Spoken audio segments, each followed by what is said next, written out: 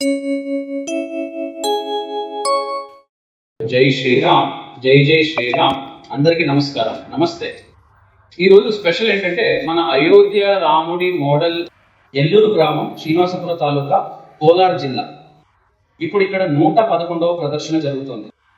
శ్రీ కన్యకా పరమేశ్వరి గుడిలో ఈరోజు 13వ తేదీ నుండి 20వ తేదీ వరకు ప్రదర్శన మొదలవుతుంది. నా పేరు వినయ్ రామ్, తుమ్కూరు డిస్ట్రిక్ట్ గుబ్బి దగ్గర ఉన్న విలేజ్ నుండి వచ్చాను. నేను ఒక 8 ఏళ్ళు అసిస్టెంట్ టీచర్గా పనిచేశాను. నేను స్పోర్ట్స్ మాస్టర్గా, మ్యాథ్స్ టీచర్గా వర్క్ చేశాను. ఆ తర్వాత కొన్ని కారణాల వల్ల రిజైన్ చేసి, ఆ తర్వాత దేవుడిచ్చిన కళ ఇది. నేను ఆర్కిటెక్ట్ కాదు, ఆర్టిస్ట్ కూడా కాదు.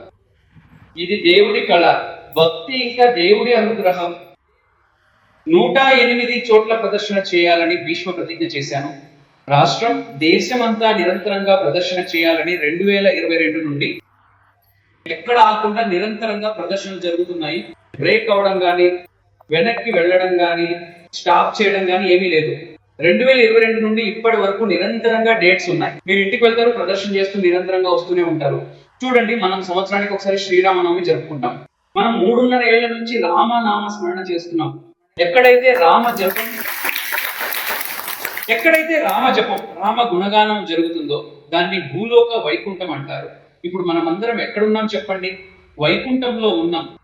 అలా ఇది 108 ముగిసి ఇప్పుడు 111వ ప్రదర్శనకు వచ్చింది కదా. ఇది చేసిన ఉద్దేశం గురించి చాలా మంది క్వశ్చన్ ఉంది. ఇది ఎందుకు చేశారు అని కాదు, దీన్ని ఎందుకు చేయాలి అని చాలా మంది క్వశ్చన్లు ఉంటాయి. మొదటిగా, త్రేతాయుగంలో రాముడి అవతారం ఎందుకంటే ఒక ధర్మ శిక్షణ మరియు ఆత్మజ్ఞాన ఉపదేశం కోసం రాముడి అవతారం జరిగింది. అదే విధంగా రెండోది, ఆదర్శ గుణాలు అందరికీ కావాలి. మీకందరికీ కావాలంటే రాముడు సూర్యుడి లాంటి వాడు. చూడండి, సూర్యుడు అందరికీ సమానంగా ఎలాగైతే వెలుగునిస్తాడో, రాముడి ఆదర్శ గుణాలు కూడా ఎలాంటి జాతి, ధర్మ, పక్ష భేదం లేకుండా అందరూ కూడా జీవితంలో అలవర్చుకోవచ్చు. ఇది రెండోది. మూడవది, సమానత్వాన్ని పంచడంలో పంచభూతాలు. అంటే చూడండి, ఆకాశం, భూమి, గాలి, నీరు, వెలుగు అందరికీ సమానంగా అందుతున్నాయి. ఎవరికి భేదభావం చూపవు. పంచభూతాలు భేదభావం చూపిస్తాయా?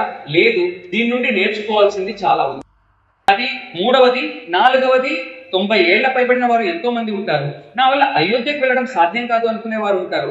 అలాంటి వారు ఇది చూడటం వల్ల మా త్రేతాయుగంలో రాముడి రాజభవనం ఎలా ఉండేదో, సువర్ణ మందిరం ఎలా ఉంటుందో అలా చూసిన అనుభవం కూడా చూసే వారికి కలుగుతుంది. మాకు మోక్షమే లభించింది అని అనుకునే వారు కూడా ఎంతో మంది ఉన్నారు. సుమారు 25 లక్షల మందికి పైగా దీన్ని రాష్ట్రం, ఇతర రాష్ట్రాల్లో ప్రదర్శించాము. అలాగే ఇంతమంది పిల్లల కోసం మనలాంటి వారు ఇది చూశాక విదేశాలు ఎంత బాగున్నాయో ఇది కూడా అంతే బాగుంటుందని అయోధ్యకు వెళ్ళి వచ్చేలా ప్రేరణ ఇవ్వాలనే ఉద్దేశం ఉంది. ఇదే మెయిన్ ఉద్దేశం. వారి కోసం దీన్ని ప్రదర్శిస్తూ వస్తున్నాము. చూడండి, దీని గురించి ఒక 2 నిమిషాల్లో వివరణ ఇస్తాము. అయోధ్యలో 3 అంతస్తులు వస్తాయి. గ్రౌండ్ ఫ్లోర్, మొదటి అంతస్తు, 2వ అంతస్తు అని. ఇప్పుడు గ్రౌండ్ ఫ్లోర్ లో బాలరాముడి ప్రతిష్టాపన జరిగి కరెక్ట్ గా ఒక 2.5 ఏళ్లు అయింది. ఆ బాలరాముడి ముందు లక్ష్మణ, భరత, శత్రుఘ్నులు కూడా ఉన్నారు. రామ, లక్ష్మణ, భరత, శత్రుఘ్నులు అందరూ కలిసి విష్ణువు యొక్క పూర్ణ అవతారం అని కూడా అంటాము. రాముడు విష్ణువు అయితే లక్ష్మణుడు శేషనాగు, భరత, శత్రుఘ్నులు శంఖ చక్రాలు. విష్ణువు యొక్క పూర్ణ అవతారమే త్రేతాయుగంలో రామ, లక్ష్మణ, భరత, శత్రుఘ్నులుగా జన్మించారు. అది గ్రౌండ్ ఫ్లోర్ గురించి. ఆ విధంగా మొదటి అంతస్తును రాముడి ఆస్థానం లేదా దర్బార్ అంటాము. చూడండి, కళ్యాణం అయ్యాక కళ్యాణ రాముడిగా సీతాదేవితో కలిసి పైన దర్బార్ చేయడానికి వస్తాడు. సీతా సమేత పట్టాభిరాముడు. మనం అయోధ్యకు వెళ్తే సీతాదేవిని దర్శించుకోవాలంటే మొదటి అంతస్తుకు వస్తే రాముడి పక్కనే సీతాదేవి కూర్చుని ఉంటుంది. సీతాదేవి దర్శనం కూడా అవుతుంది. చూడండి, ఆ తర్వాత మొదటి అంతస్తులో సీతా సమేత పట్టాభిరాముడు ఉంటారు. దర్శనం అవుతుంది. రాముడి పరివారం కూడా అక్కడే ఉంటుంది. దానితో పాటు రామాయణంలో జరిగిన ఘట్టాలన్నింటి పూర్తి చిత్రం మరియు సమాచారం మనకు అసలు ఎక్కడ దొరుకుతుందంటే మొదటి అంతస్తులోనే దొరుకుతుంది. పూర్తి రామాయణాన్ని చూసిన అనుభవం మనకు మొదటి అంతస్తులోనే కలుగుతుంది. ఇలా వాటిపైన 2వ అంతస్తు కూడా ఉంది. ఆ 2వ అంతస్తులో ఏ దేవుడి విగ్రహాన్ని ప్రతిష్ఠించలేదు. ప్రస్తుతానికి పబ్లిక్ ఎవరికి 2వ అంతస్తులోకి వెళ్ళడానికి పర్మిషన్ లేదు. ఇదే కాకుండా ఇప్పుడు మనం గ్రౌండ్ ఫ్లోర్ కి వెళ్లి బాలరాముడి దర్శనం ఎలా చేసుకుంటున్నామో అలాగే మొదటి అంతస్తులో సీతా సమేత పట్టాభిరాముడిని లేదా రామ పరివారాన్ని దర్శించుకోవచ్చు. అలాగే మొత్తం 392 స్తంభాలు ఉంటాయి. చూడండి, ఇది గ్రౌండ్ ఫ్లోర్. ఇక్కడ 160 స్తంభాలు, మొదటి అంతస్తులో 132 స్తంభాలు, రెండో అంతస్తులో 74 నుండి 100 స్తంభాలు వస్తాయి. అందులో 6 డజన్ల పిల్లర్స్ పైన దేవుళ్ళని చెక్కుతారు. 6 డజన్లు అంటే 72 స్తంభాల పైన దేవుళ్ళను చెక్కుతారు. మనం ఇప్పుడు ఫ్రంట్ లో కంపేర్ చేస్తున్నాం కదా, ఈ 2 స్తంభాల మీద గర్భగుడి వరకు దేవుళ్ళ విగ్రహాలను చెక్కారు. అయోధ్యలో కూడా ఇలాగే మెట్ల దగ్గర నుండి కొంచెం ముందుకు వెళ్తే ముందు నుండే బాలరాముని దర్శించుకుంటూ వెళ్ళవచ్చు.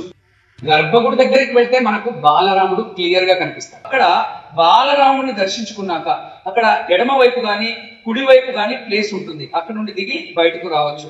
ఆ విధంగా చివరిలో గోపురం చూస్తాం కదా, అయోధ్యలో ఆ గోపురం ఎత్తు 160 అడుగులు ఉంటుంది. ఈ గుడి పొడవు 380 అడుగులు, వెడల్పు 250 అడుగులు. ఇది ప్రపంచంలోనే 3వ అతిపెద్ద దేవాలయం. దీన్ని 1000 ఏళ్ల క్రితం నిర్మించారు. వర్షం, గాలి, భూకంపాలు ఏవైనా వచ్చినా 1000 ఏళ్ల వరకు ఏమీ కాకుండా, కనీసం రిపేర్ కూడా రాకుండా దీన్ని నిర్మించారు. అలాగే ఇక్కడ ఇనుము గాని సిమెంట్ గాని అస్సలు వాడలేదు, అసలు ఉపయోగించలేదు. కేవలం కొన్ని చోట్ల మాత్రమే వైట్ సిమెంట్ వాడారు. లాక్ చేసిన తర్వాత గ్యాప్ ఉన్న చోట్ల మాత్రమే వైట్ సిమెంట్ ఉపయోగించారు. దీని మొత్తం విస్తీర్ణం 70 ఎకరాల కంటే ఎక్కువే ఉంది.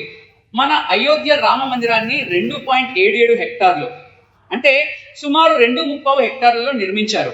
అయోధ్య రాముడికి ఒక ప్రదక్షిణ చేయాలంటే సుమారు 750 మీటర్లు అంటే దాదాపు 30 కిలోమీటర్ నడవాలి.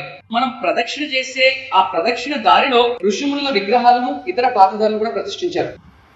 వాల్మీకి, వశిష్ఠ, అగస్త్య మరియు విశ్వామిత్ర మహర్షులు, మాతా శబరి, జటాయు, నిషాదరాజు, దేవి అహల్య వంటి వారిని ప్రతిష్ఠించారు. అక్కడ ఇతర దేవుళ్ళను కూడా ప్రతిష్ఠించారు. ఉదాహరణకి గణపతి, హనుమంతుడు, విష్ణువు, శివుడు, మాత భగవత్యమ్మ, అన్నపూర్ణేశ్వరి, ఇంకా సూర్యదేవుడు. చూడండి, ఇక్కడ ప్రత్యేకంగా సూర్యదేవుడిని కూడా ప్రతిష్ఠించారు. ప్రతి ఏడు శ్రీరామ నవమికి సూర్యకిరణం బాలరాముడి నుదుటిపై పడేలా చేశారు. ప్రతి ఏడు శ్రీరామ నవమికి ఇలా జరిగేలా ప్లాన్ చేశారు. ఇప్పుడు అయోధ్యకు వెళ్లే దారి క్లియర్ అయింది, కానీ పనులు ఇంకా జరుగుతున్నాయి. ఇది పూర్తిగా కంప్లీట్ అవ్వడానికి ఇంకో 2-3 ఏళ్లు పడుతుంది. ప్రస్తుతానికి వెళ్లి బాలరాముడిని, రాముడి పరివారాన్ని దర్శించుకుంటున్నారు. దీని సమాచారం ఇది. కేవలం 2 నిమిషాల్లో రాముడి గురించి. దాని అర్థం ఏంటో చూడండి. మరి మనం రామ రామ రామ రామ రామ రామ రామ అంటే దాని అర్థం ఏంటంటే, మొదట మన అంతరంగ శుద్ధి అవుతుంది. కాయ, వాచ, మనస. కాయ అంటే మనం చేసే పని శుద్ధి అవుతుంది, అలాగే వాచ అంటే చూసే దృష్టి శుద్ధి అవుతుంది, అలాగే మనసు కూడా శుద్ధి అవుతుంది. ఇలా మొదట త్రికరణ శుద్ధి జరుగుతుంది.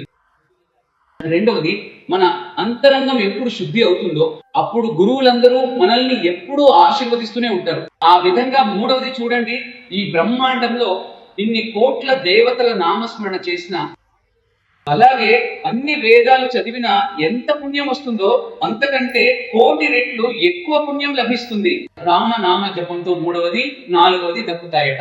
విష్ణు సహస్రనామం చదివినంత పుణ్యం కూడా మనకు దక్కుతుంది. 5వదిగా శ్రీ లలితా దేవి అనుగ్రహం మనకు కలుగుతుంది. అందుకే ఒక ధర్మబద్ధమైన పరిధిలో ఎలా బతకాలో రాముడిని చూసి నేర్చుకోవాలి, ఆదర్శంగా తీసుకోవాలంటే అది శ్రీరామచంద్రుడే. అందుకే అంటారు, రాముడి నడక అందం, కృష్ణుడి మాట అందం. రాముడిలా నడుచుకోవాలి, కృష్ణుడు చెప్పినట్టు వినాలి. అదే విధంగా మనం శ్రీరామ అంటాము. శ్రీ అంటే లక్ష్మికి సంకేతం, రా అంటే విష్ణు వంశం ఉంటుంది, మా అంటే శివుడు ఉంటాడు, శ్రీరామ అంటే హనుమంతుడు ఉంటాడు, సాక్షాత్తు శ్రీకృష్ణుడు కూడా ఉంటాడు. మనం శ్రీరామ జయ రామ, జయ జయ రామ అంటాము. రామ అంటే ధర్మం, రామ అంటే ఆత్మ, రామ అంటే పరబ్రహ్మ.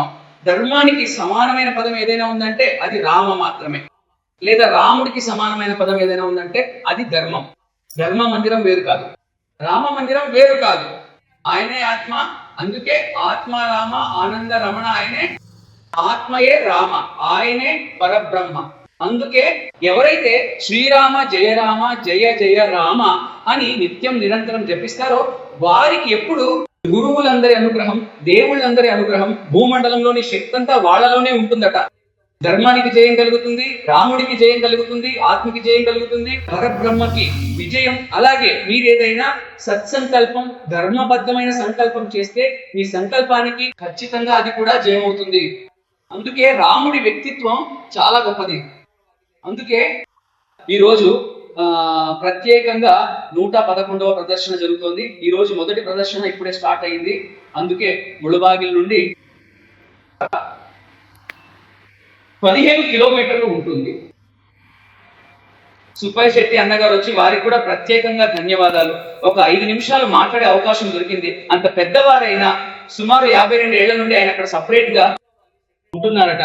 అన్ని ఏళ్ళు అలా నిరంతరంగా ఉండటం అంత ఈజీ కాదు. అందుకే సార్కి ప్రత్యేక ధన్యవాదాలు చెప్పి మళ్ళీ ఆ ఉత్సాహంతో వచ్చారు కదా, అది చూసి చాలా సంతోషం వేసింది. మీడియా మిత్రులందరూ వచ్చారు, వారికి కూడా ప్రత్యేకంగా ధన్యవాదాలు. మీరంతా ఆర్యవైశ్య సమాజం వారు. చూడండి, నాకు ఎంత సంతోషంగా ఉందంటే, నేను ఇంతకు ముందు అన్ని చోట్ల ప్రదర్శనలు ఇచ్చాను. మా 111 ప్రదర్శనల్లో దాదాపు 22 నుండి 23 ప్రదర్శనలు ఆర్యవైశ్య సమాజంలోనే చేశాను. ఇక మిగిలినవి వైష్ణవ మఠం, స్మార్త మఠం కావచ్చు, స్కూల్స్, కాలేజీలు, హాస్పిటల్స్ లోనూ ప్రదర్శనలు ఇచ్చాము, హోటల్స్ లో కూడా ప్రదర్శనలు ఇచ్చాము. చూడండి, మేము గుడి, ఆశ్రమం, స్కూలు, కాలేజీ, హాస్పిటల్ అని ఏమి అనుకోము. రాముడు ఇక్కడే ఉండాలని లేదు. సర్వుల్లోనూ రాముడు ఉన్నాడు, అందరిలోనూ రాముడు ఉన్నాడు. అందుకే మేము అన్ని చోట్ల ప్రదర్శనలు ఇస్తూ వస్తున్నాము. ఒక విశేషం ఏంటంటే, నాకు అన్ని చోట్ల ప్రదర్శనలు ఇచ్చేటప్పుడు భోజనం విషయంలో ఇబ్బంది అయ్యేది. కానీ అమ్మవారి అనుగ్రహం వల్ల నేను ఆర్యవైశ్య సమాజంలో ప్రదర్శన ఇచ్చాక అమ్మవారు నన్ను ఎప్పుడూ ఉపవాసం ఉండేలా చేయలేదు. అది చాలా విశేషం. ఈరోజు ఎక్కడైనా ధార్మిక పనులు జరుగుతున్నాయి అంటే అది వల్లే. ధార్మిక కార్యక్రమాలు వేరే చోట్ల కూడా చేస్తారు, కానీ ఆర్యవైశ్య సమాజంలో చేసేవి చాలా పద్ధతిగా, అద్భుతంగా ఉంటాయి. అంతటి గొప్ప కార్యక్రమాలను నేను ఇంకెక్కడా చూడలేదు. ప్రతిరోజు వైభవంగా ఆ వైకుంఠం లాగే ప్రతి సాయంత్రం ఇక్కడ రాముడు ఖచ్చితంగా ఉంటాడు.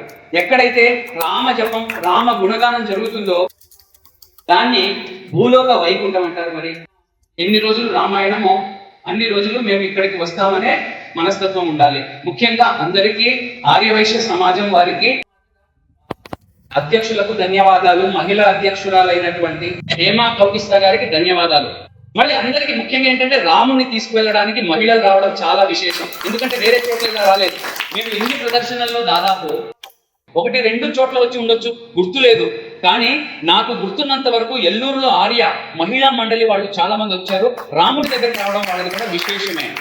ముఖ్యంగా అందరికీ ధన్యవాదాలు. అలాగే మీరు మనకి యేసు చెప్పండి, శ్రీనివాస్ పద్ధతి కూడా యూట్యూబ్ ఛానల్ అంతా తీశారు. వారు కూడా చాలా మందికి 1.5 నెల నుండి ఫాలో అవుతూ వస్తున్నారు. 1 నెల నుండి ఫాలో అవుతూ వస్తున్నారు. వారు కూడా ప్రత్యేకంగా హనుమంతుడు, శ్రీరాముడి గురించి ధన్యవాదాలు.